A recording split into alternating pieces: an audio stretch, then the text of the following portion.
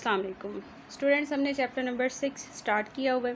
ठीक है, तो आज जो हम टॉपिक डिस्कस करने जा रहे हैं वो है बॉन्ड एनर्जी। तो चलें टॉपिक को स्टार्ट करते हैं।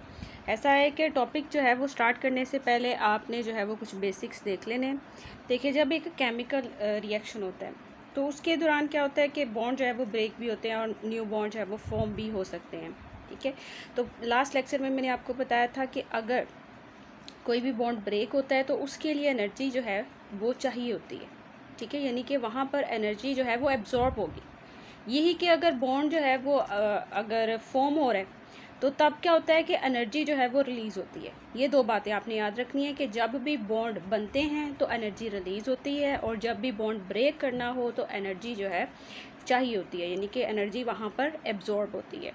सो देखें, all chemical reactions involve the breaking of old bonds followed by making of new bonds. ऐसे होता है ना। उसके बाद देखिए, द हीट एब्जॉर्ब और release in a chemical reaction comes from the chemical bonds being broken और मेड। तो अब एनर्जी जो है वो एब्जॉर्ब होगी या रिलीज होगी, ये डिपेंड करता है कि बॉन्ड ब्रेक होगा या नया बॉन्ड जो है वो बनना है। ठीक है, तो देखें कि बॉन्ड एसोसिएशन एनर्जी क्या होता है। The amount of energy required when 1 mole of bond breaks apart to form neutral atom. यानी कि अगर आपके पास जो है वो 1 मोल मॉलिक्यूल है, आप चाहते हैं कि उसको जो है वो कन्वर्ट कर दिया जाए न्यूट्रल एटम्स में, तो उस बॉन्ड को जो है उस मॉलिक्यूल के दरमियान जो बॉन्ड है उसको ब्रेक करना पड़ेगा। उसको ब्रेक करने के लिए जो एनर्जी चाहिए होगी वो आपके पास होगी बॉन्ड एसोसिएशन एनर्जी। ठीक है, और बॉन्ड एसोसिएशन एनर्जी जो है हमेशा डायटोमिक मॉलिक्यूल्स के लिए होती है। ठीक है, तो देखें कि आपने क्या करना है कि 1 मोल मॉलिक्यूल लेना है। जिस तरह के H2 ले लें, Cl2 ले लें, N2, O2, इस तरह के मॉलिक्यूल्स होने चाहिए। तो उनको ब्रेक करने के लिए, उनको न्यूट्रल एटम्स में चेंज करने के लिए जो एनर्जी चाहिए होती है वो आपके पास होती है बॉन्ड एनर्जी। जिस तरह के आप एग्जांपल ले लें, अगर आपके पास है H2, ठीक है, और इसको आपने चेंज करना है न्यूट्रल एटम्स में। अब आप देखें कि क्या होगा कि इस H2 का बॉन्ड जो है वो ब्रेक करना पड़ेगा। ठीक है, इस बॉन्ड को ब्रेक करने के लिए जो एनर्जी चाहिए होगी, जो एनर्जी एब्जॉर्ब होगी, उसे हम कहेंगे बॉन्ड एसोसिएशन एनर्जी। ठीक है, और वो होती है 436 किलो जूल पर मोल। ठीक है, हाइड्रोजन के लिए जो है वो इतनी होती है। इसी तरह अगर आपके पास जो है वो क्लोरीन है, इसको आपने न्यूट्रल एटम्स में चेंज करवाना है, तो क्या होगा कि एनर्जी जो है 243 किलो जूल एनर्जी एब्जॉर्ब होगी और फिर जो है वो न्यूट्रल एटम्स में चेंज हो जाएगा। ठीक है, सो बॉन्ड एसोसिएशन एनर्जी जो है हमेशा डायटोमिक मॉलिक्यूल्स के लिए होती है। उसके बाद देखें, एक होती है बॉन्ड फॉर्मेशन एनर्जी। अब क्या है कि बॉन्ड फॉर्मेशन एनर्जी क्या है कि जब आपके न्यूट्रल एटम्स बन गए, अब आप चाहते हैं कि उन न्यूट्रल एटम्स को कंबाइन करके मॉलिक्यूल बना दिया जाए। तो जब वो न्यूट्रल एटम्स कंबाइन करेंगे उससे जो मॉलिक्यूल बनेगा, ठीक है, नया बॉन्ड जो है वो फॉर्म होगा। इसके दौरान में क्या होगा कि एनर्जी रिलीज़ होगी। ठीक है, उस एनर्जी रिलीज़ को हम बॉन्ड फॉर्मेशन एनर्जी कहते हैं। तो क्या कहेंगे, the amount of energy released when 1 mole of neutral atoms form bond is called bond formation energy. जिस तरह के एग्जांपल ले लें कि अगर आपके पास जो है ये न्यूट्रल एटम्स हैं, ठीक है, अब ये न्यूट्रल एटम्स कंबाइन करेंगे, इससे जो है वो H2 बन जाएगा। यानी कि यहाँ पर क्या हुआ है कि हाइड्रोजन और हाइड्रोजन के दरमियान नया बॉन्ड फॉर्म हुआ है। तो जब भी बॉन्ड फॉर्म होगा एनर्जी जो है वो रिलीज़ होगी। ठीक है, और जो एनर्जी रिलीज़ होगी वो आपके पास होगी बॉन्ड फॉर्मेशन एनर्जी। देखें, जब पिछले में हमने देखा कि H2 जो है इसका हमने बॉन्ड ब्रेक किया था। ठीक है, और उसके लिए 436 किलो जूल पर मोल एनर्जी चाहिए थी। अब बॉन्ड जो है वो फॉर्म हुआ है, तो सेम अमाउंट ऑफ एनर्जी जो है वो रिलीज़ होगी। ठीक है, यानी कि 436 ही वैल्यू रहेगी, लेकिन अब उसके साथ जो साइन है वो चेंज हो जाएगा। यानी कि अब यहाँ पर क्या हुआ है कि एनर्जी रिलीज़ हुई है। 436 किलो जूल एनर्जी जो है रिलीज़ होगी जब न्यूट्रल एटम से मिलकर जो है वो एक नया मॉलिक्यूल बनेगा, नया बॉन्ड जो है वो फॉर्म होगा। ठीक है, तो अब आपको समझ लगी कि बॉन्ड डिसोसिएशन एनर्जी क्या होता है और बॉन्ड फॉर्मेशन एनर्जी क्या होता है। अगर आपको ये दोनों कॉन्सेप्ट समझ आ गए हैं तो अब नेक्स्ट देखते हैं कि बॉन्ड एनर्जी फिर क्या होता है। ठीक है,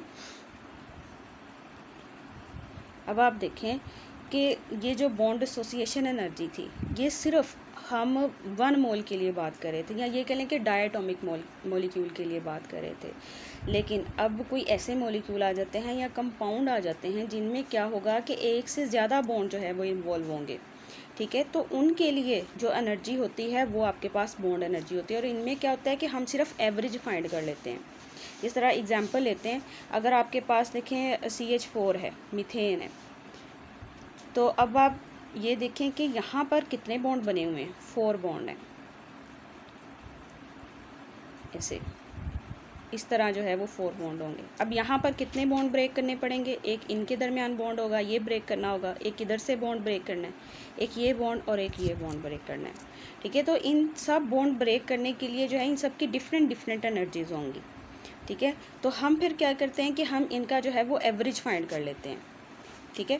यानी कि अब आप देखें कि इनके लिए जो एनर्जी होती है इन चारों बॉन्ड्स के लिए, इन चारों बॉन्ड्स को ब्रेक करने के लिए, तो वो हमारे पास होती है 1662 किलो जूल।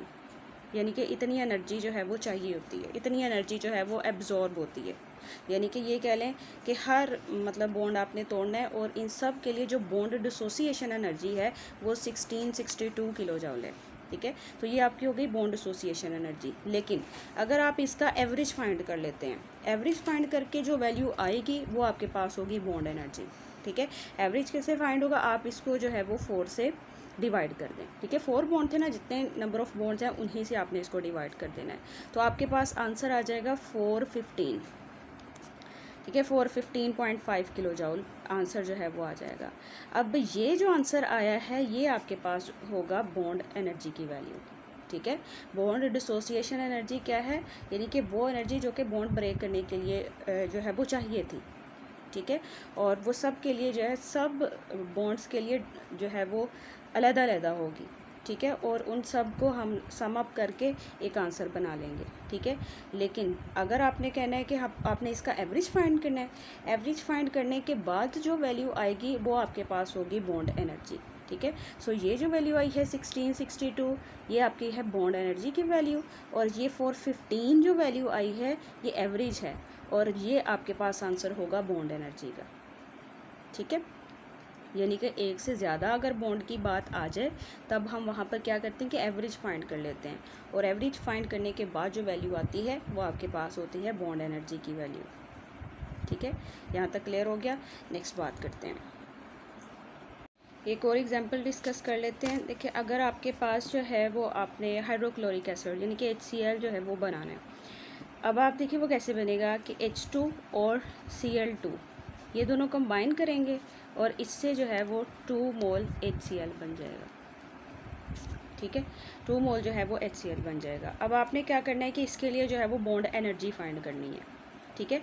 तो वो कैसे होगी, पहले आपको जो है वो इनके लिए जो है बॉन्ड एसोसिएशन एनर्जीज फाइंड करनी पड़ेंगी, उसके बाद आप उसका एवरेज ले लोगे तो उससे बॉन्ड एनर्जी फाइंड हो जाएगी।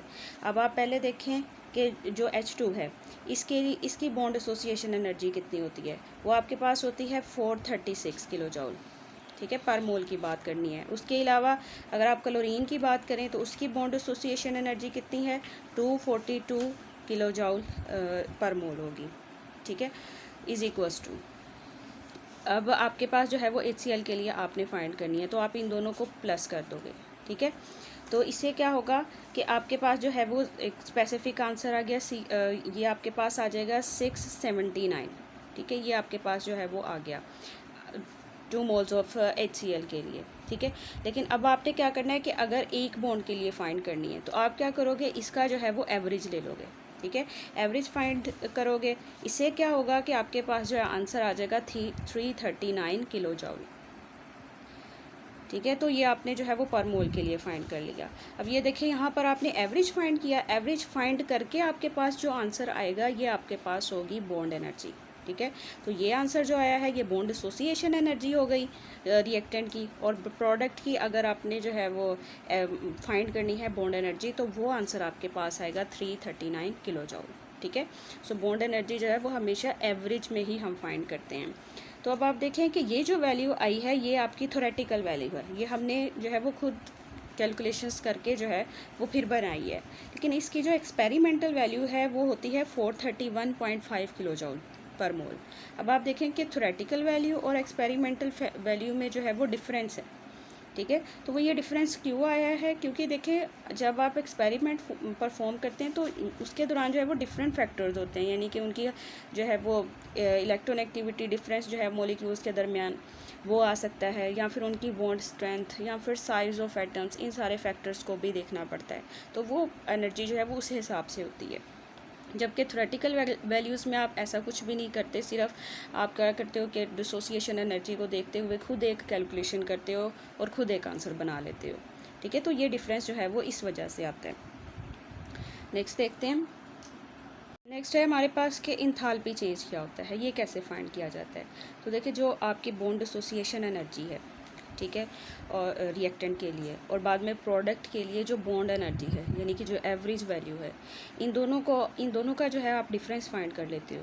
इस डिफरेंस के बाद जो आंसर आए वो आपके पास इंथाल्पी चेंज होता है, ठीक है। सो देखें, enthalpy change is the sum of bond dissociation energy of reactant minus the sum of bond energies of product, ठीक है। प्रोडक्ट के लिए बॉन्ड एनर्जीज और रिएक्टेंट के लिए जो है वो बॉन्ड डिसोसिएशन एनर्जीज, इन दोनों का डिफरेंस फाइंड करके आपके पास इंथाल्पी चेंज आ जाएगा। एग्जांपल ले लेते हैं।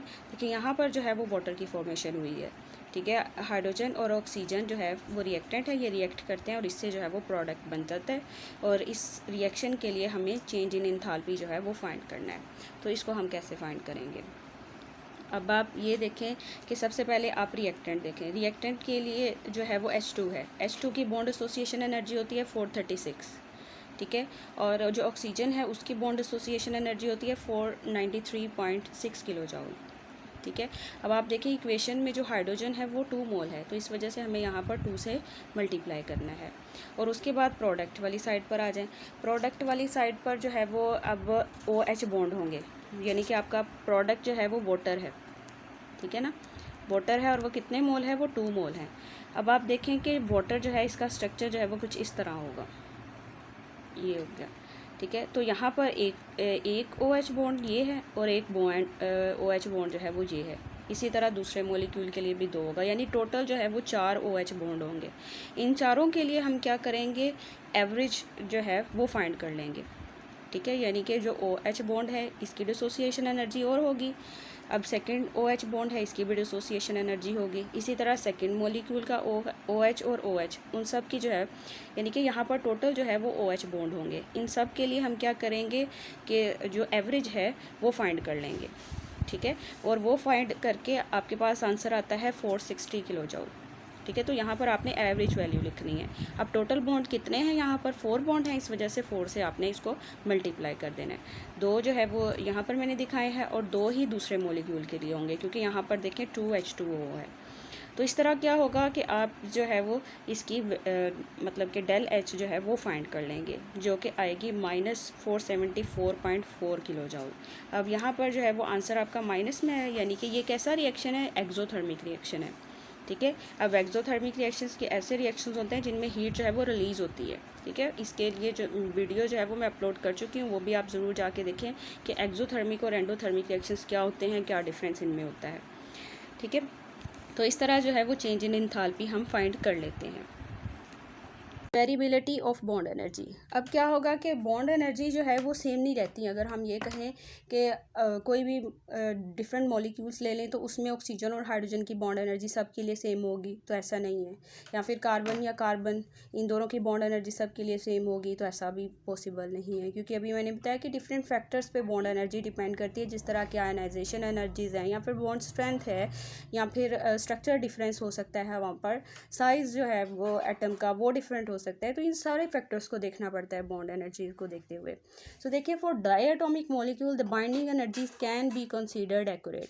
तो उनके लिए जो है वो हम देखते हैं कि जिस तरह H2 है 436 हम कह रहे हैं, तो ये जो है वो सेम रहेगी, क्योंकि यहाँ पर देखें कि हाइड्रोजन और हाइड्रोजन का अगर बॉन्ड है तो ये क्या है कि इस बॉन्ड में कोई इलेक्ट्रोनेगेटिविटी डिफरेंस नहीं है, या यहाँ पर साइज ऑफ एटम का डिफरेंस नहीं आ रहा, बॉन्ड स्ट्रेंथ का डिफरेंस नहीं आ रहा। तो यहाँ पर जो वैल्यू है वो एक्यूरेट रहेगी, जो कि हम 436 जो है वो कह देते हैं।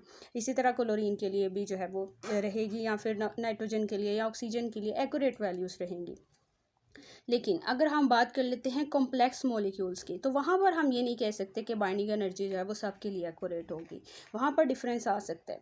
जिस तरह अगर हम बात कर लें कि अगर आपके पास जो है वो प्रोपेन है, ठीक है, तो अब आप कहें कि वहाँ पर जो है वो कार्बन और कार्बन की बॉन्ड एनर्जी या कार्बन हाइड्रोजन की बॉन्ड एनर्जी जो है वो सिमिलर रहेगी हर जगह, तो ऐसे नहीं हो सकता। अब हो सकता है कि इथेन जो है वो ब्रांच फॉर्म में भी हो, या हो सकता है कि वो लीनियर फॉर्म में हो। अब लीनियर फॉर्म में क्या होगा, एनर्जी चेंज हो जाएगी, ब्रांच फॉर्म में जो है वो एनर्जी कुछ और होगी, ठीक है। तो हम हर मॉलिक्यूल के लिए ऐसे सेम नहीं कह सकते, या ये नहीं मान सकते कि एनर्जी जो है वो हमेशा फिक्स रहेगी, सही है, इस तरह। या फिर अगर आप बात कर लें कि कुछ में जो है वो ऑक्सीजन हाइड्रोजन बॉन्ड, जिस तरह वाटर और मिथानल ले लें, तो आप कहें कि मिथानल में जो ऑक्सीजन हाइड्रोजन बॉन्ड है या फिर वाटर में जो ऑक्सीजन हाइड्रोजन बॉन्ड है, इनकी बॉन्ड एनर्जी सेम रहेगी, नहीं।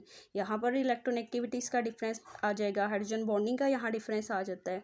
तो नेबरिंग एटम्स को देखना पड़ता है, या फिर इलेक्ट्रोनेगेटिविटीज़ को देखना पड़ता है, या इन्वायरमेंट को देखना है, या मॉलिक्यूल कैसा है, किस तरह का, उसकी ज्योमेट्री क्या है, ये सारी चीज़ें देखते हुए फिर बॉन्ड एनर्जी जो है हम बता सकते हैं।